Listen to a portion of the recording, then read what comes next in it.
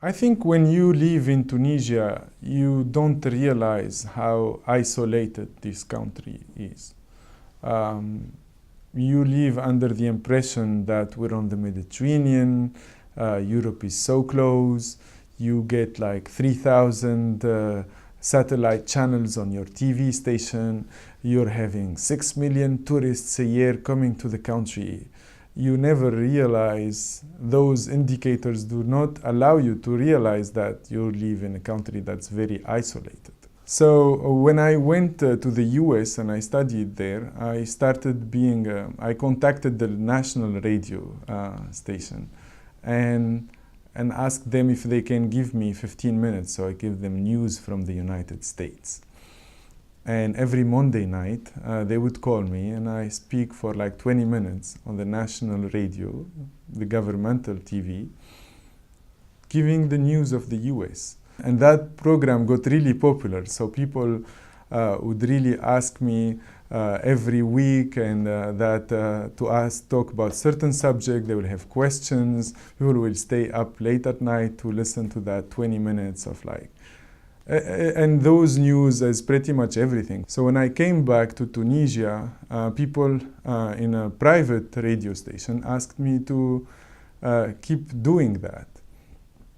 So that's how I got my step in the system, to be on a radio, and basically I got like a 10 minutes show called The Next Big Things. And every time I take a concept that's very popular in the US and explain it to Tunisian and say, this is going to be the next big thing in Tunisia.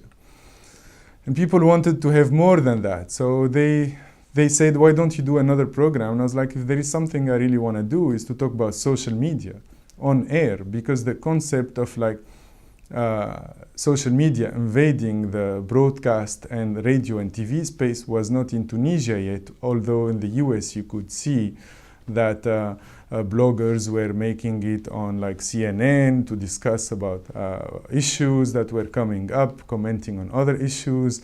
Others were having radio shows and things like that. So I didn't really invent this thing, but I was the first one to suggest that idea. And basically they accepted it. Why not talking about social media? It's like, Facebook is so much fun, let's talk about it. And then I used that radio show with my colleague Emna Benjama, she's another radio host who was also a blogger, and we went to the same high school together.